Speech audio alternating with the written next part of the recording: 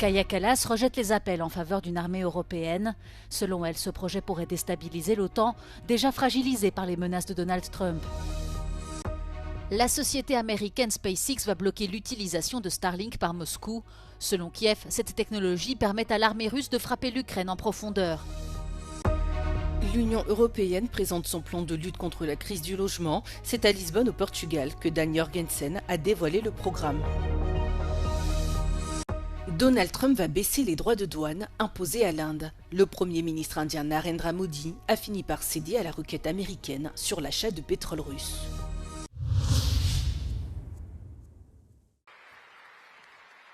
Kaja Kallas a rejeté ce lundi les appels en faveur d'une armée européenne.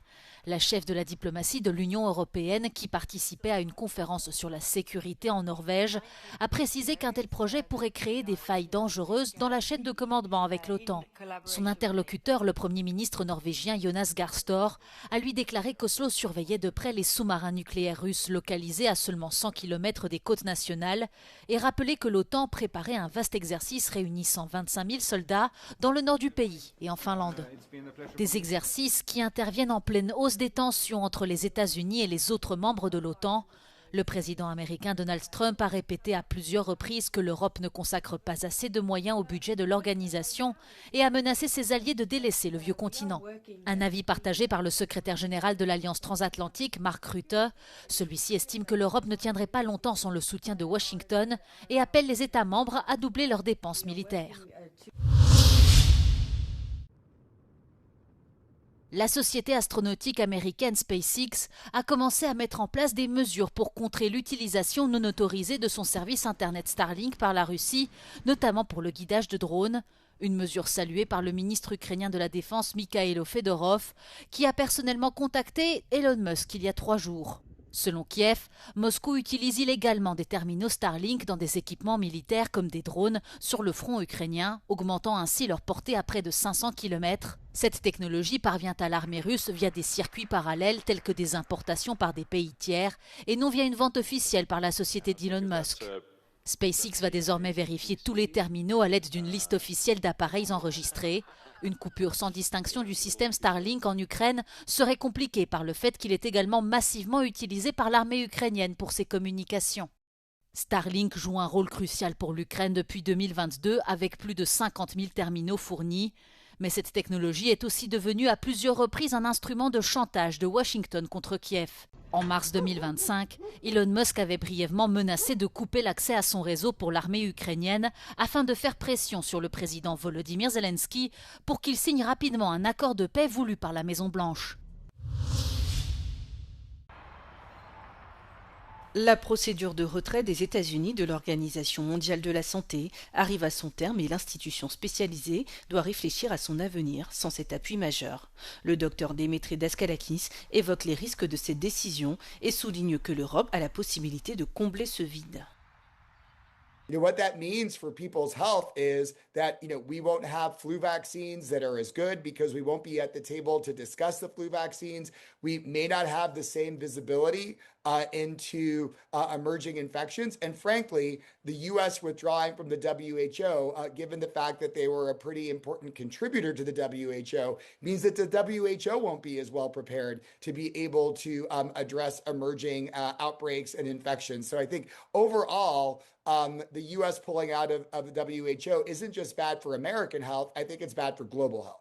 Le docteur Daskalakis pointe aussi du doigt la politique du ministre américain de la Santé, Robert Francis Kennedy Jr., ouvertement anti-vax.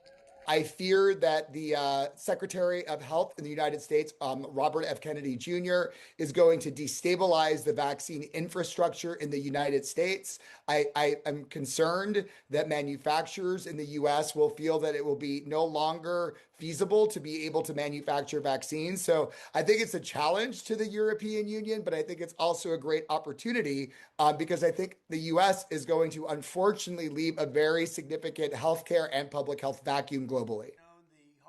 Avant le retrait des États-Unis de l'OMS, le président Trump avait mis fin en juillet 2025 à l'activité de l'USAID, agence en charge de l'aide humanitaire dans le monde. Millions of people have been put on antiretroviral, anti-HIV medications, prolonging their lives and preventing progression to HIV or to AIDS and to death.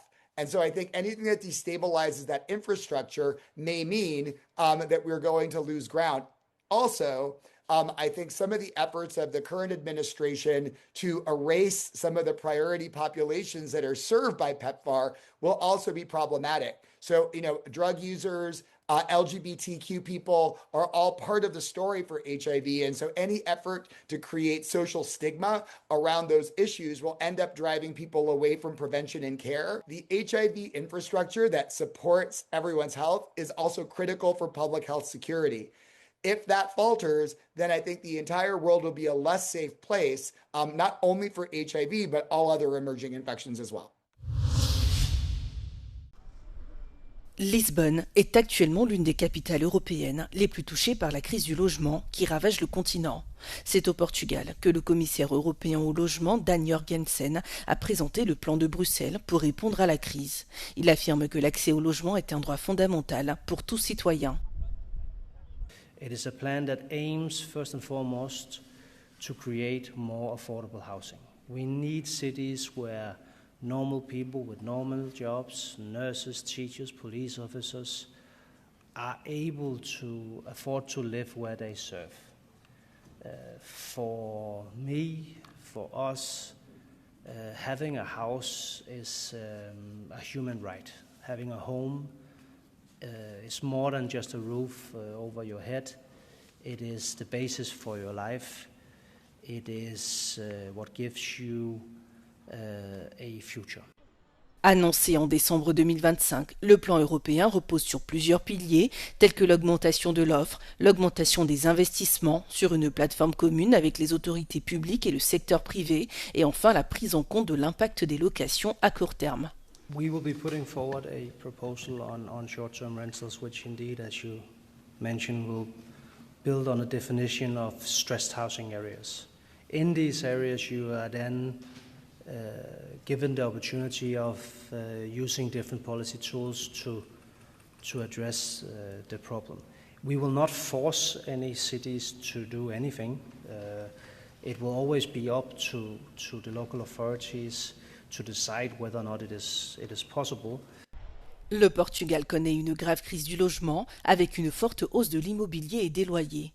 Bruxelles estime que les prix de l'immobilier dans le pays sont surévalués de 25%, soit le taux le plus élevé de l'Union européenne.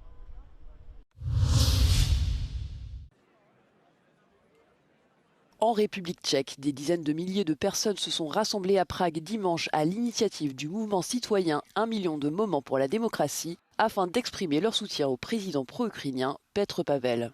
Mardi, le dirigeant a indiqué avoir été menacé de représailles par le ministre des Affaires étrangères Petr Matýnka, également président du parti d'extrême droite eurosceptique Les Motoristes, s'il refusait de nommer son camarade de formation Philippe Tourek comme ministre de l'Environnement. Alors qu'un quotidien a récemment publié des messages provenant de la page Facebook de Philippe Tourek, jugé ouvertement raciste, homophobe et sexiste, Petr Pavel soutient que celui-ci n'est pas éligible au poste. Le dirigeant prévoit de rencontrer le Premier ministre populiste Andrej Babiš mercredi pour discuter de cette question.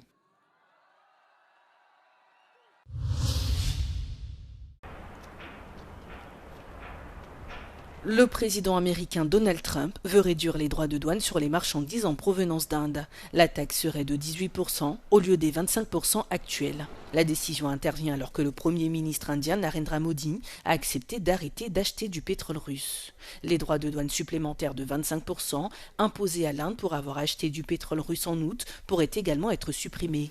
Donald Trump affirme que l'Inde, de son côté, va supprimer les taxes à l'importation sur les marchandises américaines. Le pays devrait aussi acheter pour 500 milliards de dollars de produits américains selon le président. Cette décision intervient après des mois de pression exercée par Trump afin que l'Inde réduise sa dépendance au pétrole brut russe bon marché. Alors qu'une grande partie du monde cherchait à isoler Moscou suite à l'invasion de l'Ukraine en février 2022, l'Inde a profité de la situation et de la baisse des prix du pétrole russe. Une attitude que le président américain n'a cessé de condamner. L'annonce de l'accord avec l'Inde intervient alors que l'envoyé spécial de Donald Trump, Steve Witkoff, et son gendre, Jared Kushner, devraient tenir une nouvelle série de pourparlers avec des responsables russes et ukrainiens à Abu Dhabi cette semaine.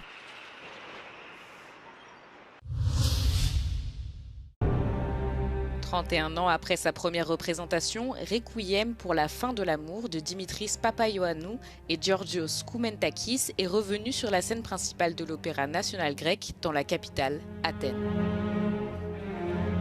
Créée en 1995, l'œuvre a été conçue en commémoration des victimes du sida. En 2026, elle revient épurée mais sans changement dans son essence.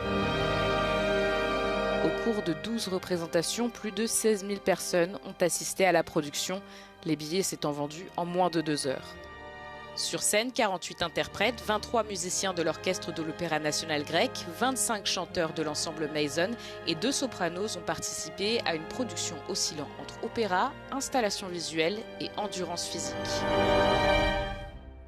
La musique de Koumentakis, inspirée du poème Lazarus de Dimitrios Kapetanakis, a été interprétée sous la direction de Theodoros Kurentis. Dimitris Papaioannou est reconnu internationalement pour son travail interdisciplinaire dans les domaines du théâtre, de la danse et des arts visuels, et en tant que directeur artistique des cérémonies d'ouverture et de clôture des Jeux Olympiques d'Athènes en 2004. Georgios Koumentakis est actuellement directeur artistique de l'Opéra national grec. La production de Requiem pour la fin de l'amour se prépare maintenant à partir pour Paris, au Théâtre du Châtelet, en novembre 2027.